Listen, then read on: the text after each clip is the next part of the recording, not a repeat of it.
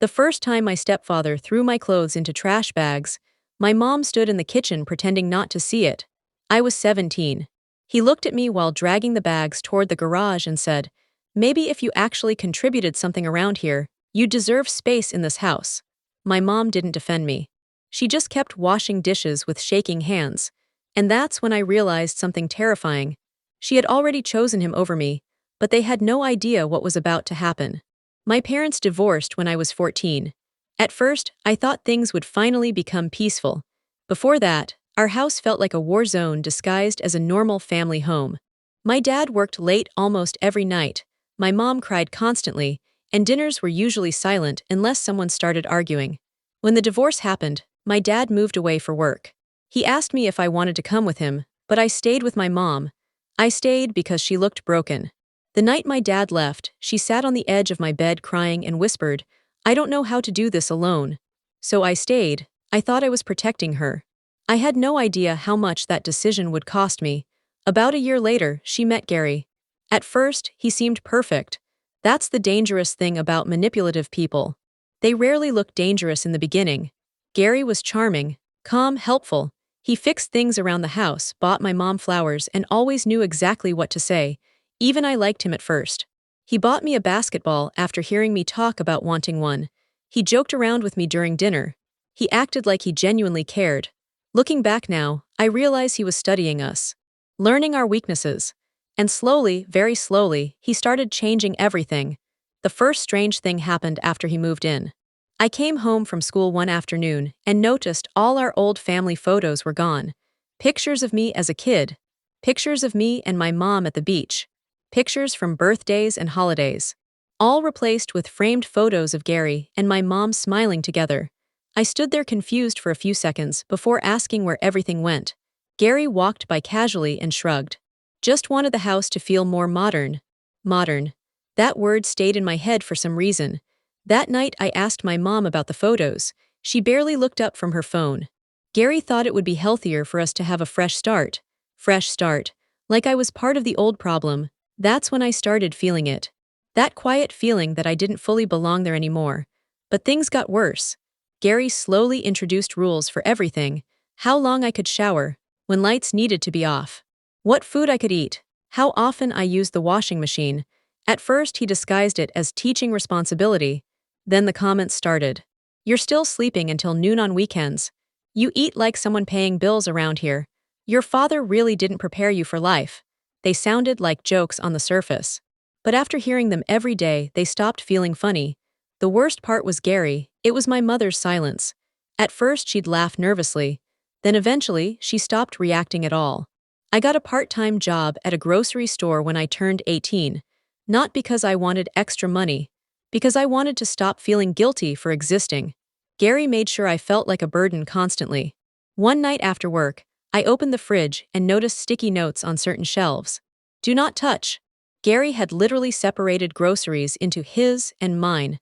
I remember standing there staring at a yogurt cup with his name written on it in black marker. And suddenly something inside me cracked. Not because of the food, because it no longer felt like home.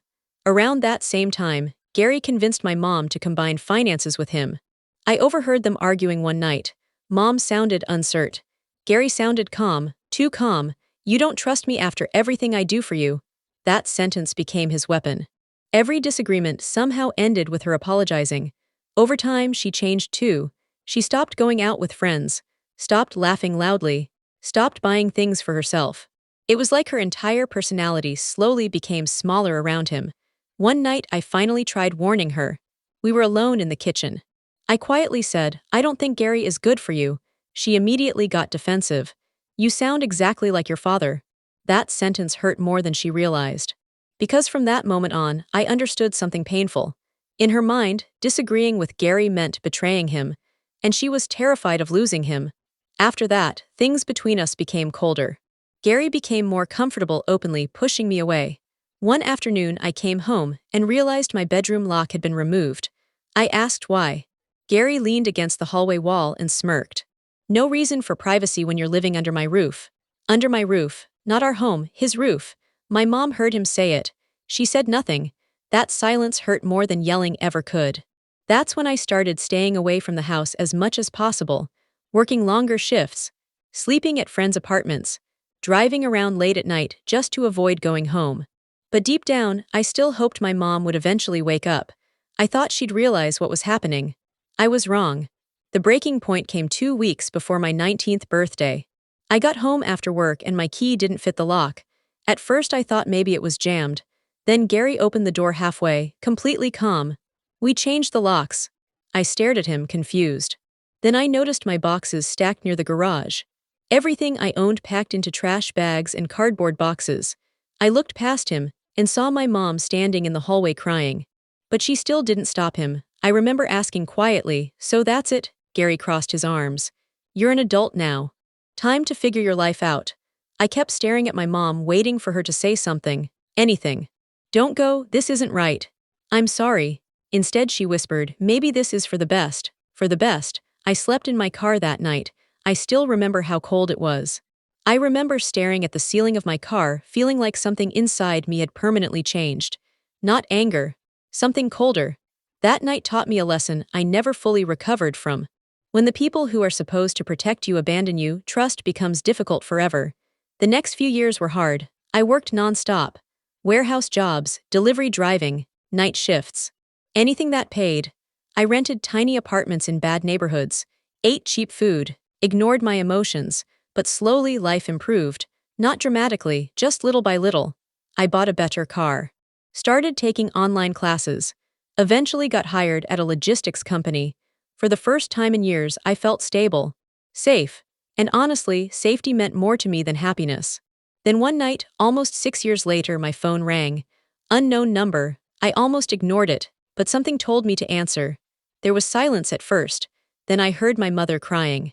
"Can we talk?" The sound of her voice after all those years felt strange. Part of me wanted to hang up immediately. Another part of me suddenly felt like that scared 17-year-old kid again. I asked what happened, and that's when everything changed. Gary had stolen almost everything from her. Over the years, he slowly gained control of her finances, her retirement savings, insurance money, even ownership rights to the house.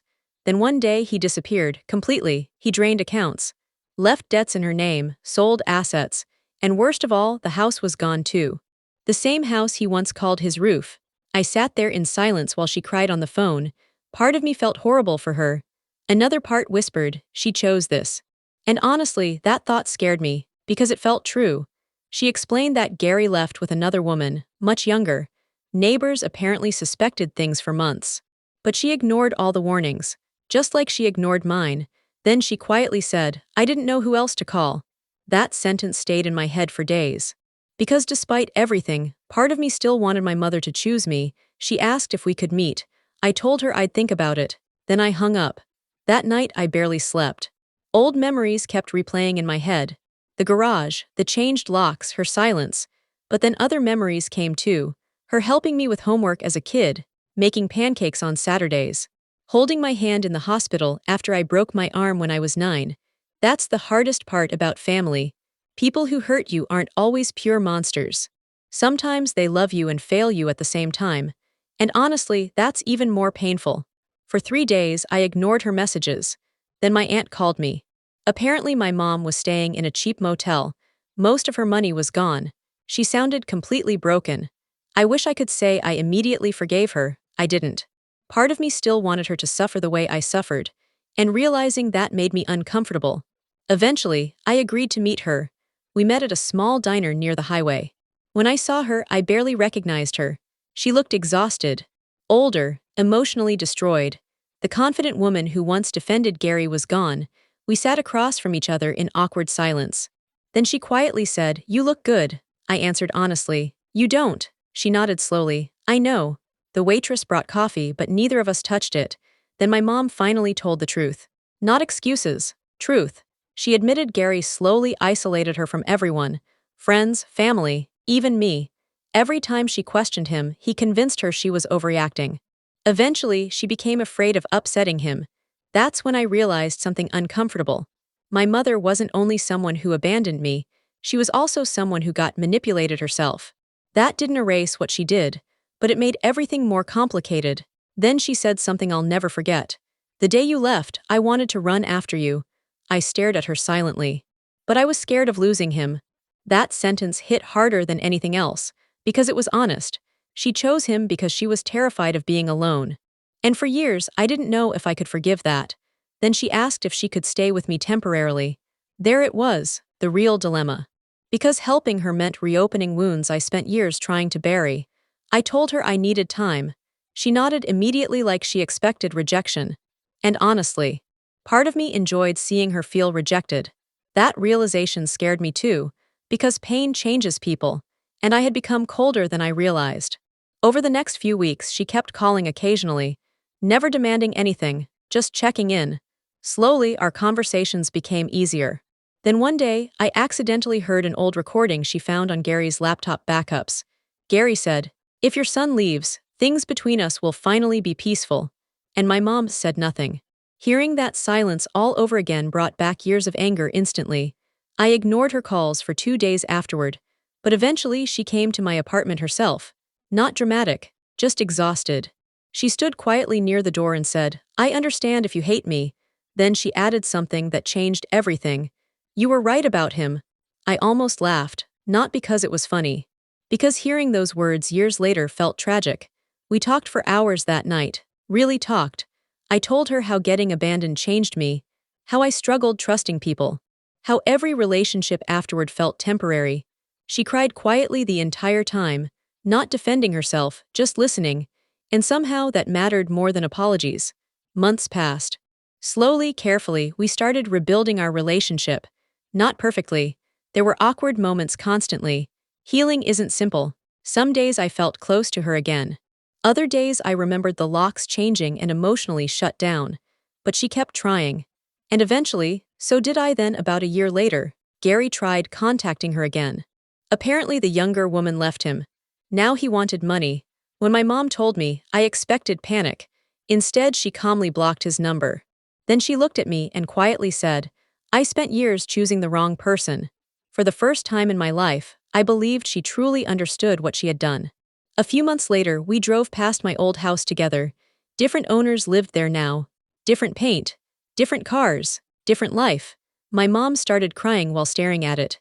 "I lost everything," she whispered. I looked at the house for a long moment before answering.